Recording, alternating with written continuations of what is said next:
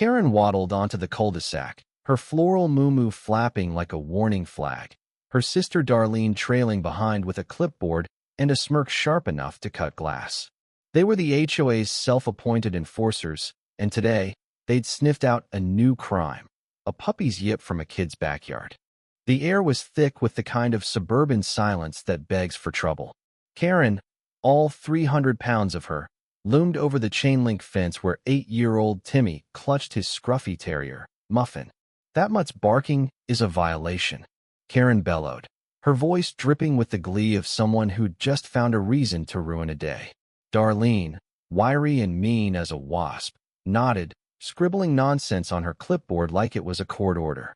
Timmy's eyes widened, his small hands tightening around Muffin's collar. "He's just a puppy," he stammered, voice cracking. Karen snorted. "Rules are rules, kid."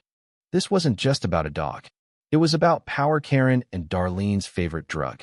The sisters had terrorized Oak Ridge estates for years, slapping fines on crooked mailboxes, reporting unmowed lawns, and once trying to ban a family's rainbow flag for clashing with the aesthetic. They thrived on the fear in their neighbors' eyes, the way people scurried when they saw the sisters coming. But Muffin? He was Timmy's world, a scrappy rescue who'd shown up half-starved last summer and became the boy's shadow. Karen didn't care. She saw a chance to flex, and she took it. "Give it here," Karen demanded, reaching over the fence. Timmy stumbled back, Muffin yipping in his arms. "No, you can't take him," he cried. Darlene leaned in, her voice low and venomous. "We're the HOA, kid. We can do whatever we want." Before Timmy could run, Karen's meaty hand snatched Muffin by the scruff. The puppy yelped, and Timmy's scream pierced the evening air. A neighbor, Mrs. Alvarez, poked her head out, her face paling as she saw the scene. "Karen, what are you doing?" she called, stepping onto her porch. Karen spun, her jowls quivering with righteous fury. "Minding the neighborhood's business, unlike you." The sisters stormed off, Muffin tucked under Karen's arm like a stolen purse. Timmy collapsed in the grass, sobbing, as Mrs. Alvarez dialed her phone, her hands shaking. She wasn't calling the HOA, she was calling the police. By the time the cruiser rolled up, word had spread. A small crowd gathered. Mrs. Alvarez, old Mr. Jenkins with his cane, and a teenage girl filming on her phone. Karen and Darlene stood in their driveway, Muffin cowering in a pet carrier they dug out of their garage. Karen's face was a mask of defiance, her chins lifted as if she were Joan of Arc at the stake. "This is private property," she barked at Officer Ruiz, a no-nonsense cop with a knack for cutting through bullshit. "You have no right to be here." Officer Ruiz raised an eyebrow, glancing at the carrier. "Ma'am, that dog isn't yours. Hand it over." Darlene stepped forward, waving her clipboard like a shield. "It's a nuisance animal. We're within our rights." Ruiz's jaw tightened.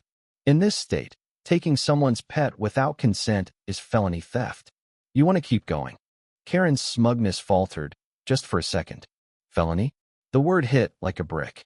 She'd expected a fine, maybe a warning, not this. Darlene, though, doubled down. "We're protecting property values," she snapped, her voice shrill. That kid's dog was disturbing the peace. The crowd murmured, anger rippling through them. Mrs. Alvarez stepped forward, her voice steady but furious. "That boy's mom works 2 jobs. Muffin's all he's got. You stole his family." The weight of her words hung in the air.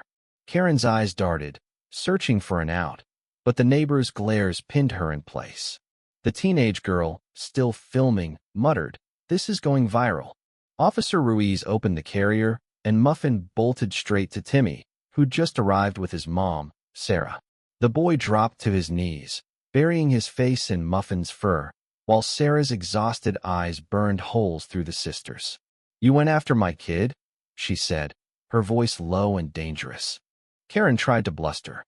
"We were just—" but Ruiz cut her off. "Save it for court." He read them their rights as he cuffed them, Karen's wrists barely fitting in the metal. Darlene's clipboard clattered to the ground, her notes scattering in the evening breeze. The crowd didn't cheer, they just watched, a quiet satisfaction settling over them as the sisters were led to the cruiser. The fallout was swift. The video hit the internet, racking up millions of views by morning. HOA Karen's Steal Kid's Dog trended, with comments tearing the sisters apart. The HOA board, desperate to save face, stripped them of their positions. Neighbors who'd cowered under their reign started speaking up, sharing stories of petty fines and threats. Karen and Darlene's house, once a fortress of self-righteous authority, became a pariah's den. For sale signs sprouted on their lawn within a week. Timmy and Muffin became local heroes. Sarah, overwhelmed by the support, found her mailbox stuffed with donations, dog food, toys, even a college fund for Timmy. But the real justice came in court. Karen and Darlene, expecting a slap on the wrist, faced a judge who'd seen the video. "You preyed on a child's vulnerability," she said, her voice like steel. "You used your authority to intimidate, not protect." The sisters were sentenced to community service, cleaning up the very neighborhood they terrorized and ordered to pay restitution to Sarah's family. As they scrubbed graffiti off a park bench months later, Karen muttered, "This is unfair." Darlene, her face pinched, said nothing. They'd lost their power, their pride, and their place in Oak Ridge. Meanwhile, Timmy and Muffin ran through the same park, the puppy's barks echoing freely. The neighborhood had learned something. Cruelty disguised as order doesn't last. Not when people stand together. The end.